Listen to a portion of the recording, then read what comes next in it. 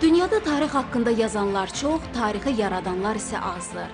Ulu Öndər Heydər Əliyev tarix yaradan şəxsiyyətlərdəndir.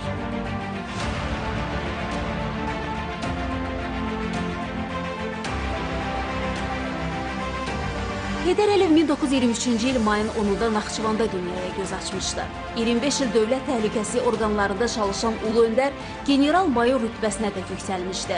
1969-cu ilin iyulunda Azərbaycan Komünist Partiyası Mərkəzi Komitəsinin birinci katibi seçilərək Respublikanın rəhbəri olmuşdu. 1991-1993-cü illərdə Naxçıvan Muxtar Respublikası Ali Məclisinin sədri, Azərbaycan Ali Məclisinin sədr müavini vəzifələrində çalışmışdı.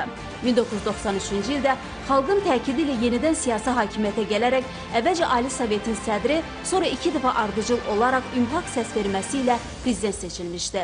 Heydər Əliyev fəaliyyətinin 1993-2003-cü illəri Azərbaycanı müstəqil, azad, demokratik ölkə kimi görmək istəyən dahi şəxsiyyətin məqsədlərini uğurla həyata keçirdiyi illərin qızıl sannaməsidir. Bizim yolumuz aydındır. Bunu dəfələrlə bəyan etmişik. Yolumuz demokratiya yoludur. Müstəqil Azərbaycanda demokratik, hüquqi devlət qurulmalıdır. Heydər Əliyevin yaratdığı Azərbaycan birinci dövr əlbəttə Sovet Azərbaycanıdır. İlk dəfə 69-cu illə hakimiyyətə gəldiyi zamandan sonra qısa zaman çərçivəsində Azərbaycan sürətlə inkişaf etməyə başladı. İkinci dəfə Heydər Əliyev hakimiyyətə gələndə Azərbaycan vətəndaş qarşıdurması ilə üz-üzə gəlmişdi. Azərbaycanda faktiki olaraq vətəndaş müharibəsi başlamışdı və torpaqlarımız işğal altındaydı. Bu baxımdan əlbəttə Heydər Əliyevin hakimiyyətinin ikinci dövrü tamamilə fərqlidir, tamamilə fərqli səciyyə olur. Bütün bu çətinliklərə baxmayaraq Ulu Öndər Heydər Əliyev əvvəlki uzun illər mövcud olmuş dövlətçilik təcrübəsindən irəli gələrək ilk növbədə milli barışığa nail oldu. Sonraki dövrdə isə dövlətçilik üçün vacib olan mühüm bir sənəd konstitusiyanın qəbulu baş verdi. Biz müstəqilik, biz sərbəstlik, biz heç kəsdən asılı deyilik. Biz özümüz öz taleyimizin sahibiyik. Biz buna nail olmuşuq. Və bilin ki, bunu indi əlimizdə saxlamaq, bunu qorumaq hər bir insanın canından da onun üçün artıqdır. Ulu Öndərin ən böyük arzusu Azərbaycanın ərazi bütövlüyünü təmin etmək olub. Bununla bağlı o çox ciddi cəhdlər göstərib. Bilirsiniz ki, 1994-cü ildə Azərbaycan ordusu Heydər Əliyevin əmri ilə hücuma keçdi və ilk dəfə olaraq 1994-cü ilin noyabr-fevral aylarında bizim ərazilərin bir hissəsi işğaldan azad olundu. Elə həmin əməliyyatla əslində Heydər Əliyev bütün dünyaya və Azərbaycan ictimaiyyətini nümayiş etdirmişdi ki, Azərbaycan mütləq zaman gələcək, torpaqlarını işğaldan azad edəcək. Ümumilli lider Heydər Əliyevin əsasını qoyduğu praqmatik və balanslaşdırılmış xarici siyasət kursu nəticəsində Azərbaycan beynəlxalq arenada müstəqil dövlət kimi tanındı, ikitərəfli və çoxtərəfli səmərəli xarici əlaqələri quruldu. Biz xarici siyasətimizi düzgün qurmuşuq, strateji xəttimiz düzgündür, təyin etdiyimiz istiqamətlər doğrudur və düzgündür və bunlar hamısı Azərbaycana xarici siyasət sahəsində uğurlar gətiribdir. Heydər Əliyev ikinci dəfə siyasi hakimiyyətə gəlişi ilə nəinki Azərbaycanı, bütöv bir xalqın məhv olma təhlükəsindən xilas etdi. Bu Heydər Əliyev ömrünün yeni bir qəhrəmanlıq və fədakarlıq dövrü idi.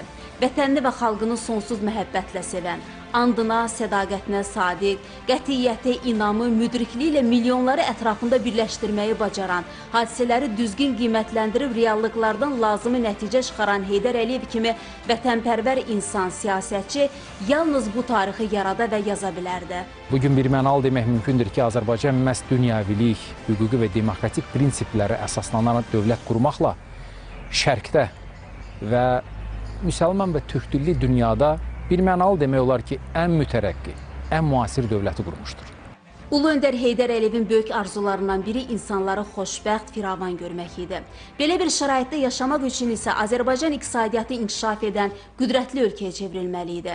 1994-cü il sentyabrın 20-sində Ulu Öndərin dərin zəkasını və qətiyyətinin təntənəsi olan əsrin müqaviləsinin imzalanması müstəqil Azərbaycanı dünyanın qüdrətli dövlətlərinin mühüm iqtisadi tərəfdaşına çevirdi. Kontrakt imzalandı ve bu münasibetle ben sizi bütün Azerbaycan Respublikası'nın vatandaşlarını tebrik ederim. Azəri Çıraq Günəşli əsrin müqaviləsi Heydər Əliyevin birinci şaheseri. Demək olar ki, sonraki hadisələr hamısı bunu ilə getdi. Məsələn, Heydər Əliyevin ikinci şaheseri Bakı-Tbilisi-Ceyhan neft kəməri. Əgər dünya bazarlarına 596 milyon ton neft çıxarılıbsa, bunun 432 milyonu Bakı-Tbilisi-Ceyhanla çıxarılıb.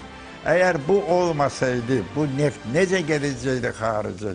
Əsrin müqaviləsi Azərbaycanı həm də əlverişli və etibarlı investisiya mühiti olan sivil ölkəyə çevirdi. Bundan sonra daha 35 yeni müqavilənin imzalanması heç də təsadüfi deyildi. Artıq dünya dövlətləri və şirkətləri inandılar ki, Azərbaycan sabit ölkədir. Neft gəlirləri hesabına iqtisadiyyatın digər sahələri sürətlə inkişaf etdi. Çox saylı infrastruktur layihələri, o cümlədən insanların həyat şəraitinin yaxşılaşdırılmasına, rifah halının yüksəldilməsinə hesablanmış sosial proqramlar həyata keçirildi. Heydər Əliyevin üçüncü şah əsəri Şahdəniz. Əgər Azəri Çıraq Günəşli yatağı Azərbaycanı bir neft ölkəsi kimi bir də təsdiq elədisə, o Şahdəniz qaz yatağı Azərbaycanı bir qaz ölkəsi kimi də dünyaya tanıtdı. Ulu Öndər dinindən, siyasi mənsubiyyətinə asılı olmayaraq hər bir kəsə hörmətlə yanaşır, insani keyfiyyətləri yüksək qiymətləndirir, sənət adamlarına həssaslıqla yanaşırdı. O xalqla bir yerdə olmaqdan, insanların rəğbətini qazanmaqdan qürur duyurdu. Mən sənin 80 illik yubiley münasibəti ilə sənə təbrik məktubu göndərmişəm. Onu da biləcəksən ki, mən göndərdiyim və ümumiyyətcə yazdığım məktubların hamısını özüm yazdıram. Əvvəldən axıra qədər. Heydər Əliyev mədəniyyəti xalqın zəngin sərvəti hesab edirdi. Küçələrə su səpmişəm, küçələrə su səpmişəm, yar gələndə toz olmasın, yar gələndə toz olmasın.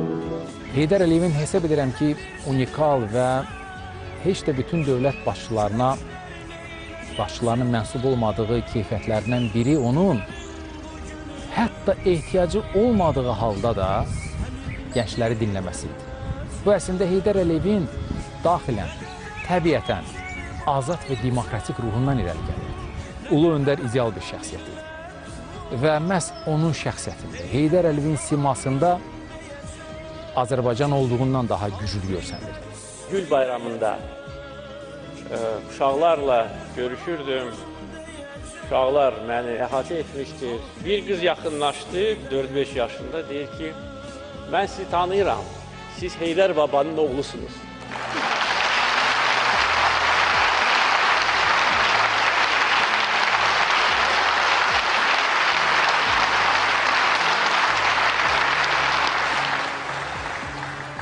Bilirsiniz, bugün eşitdiyim ən gözəl, ən əziz sözlərdir.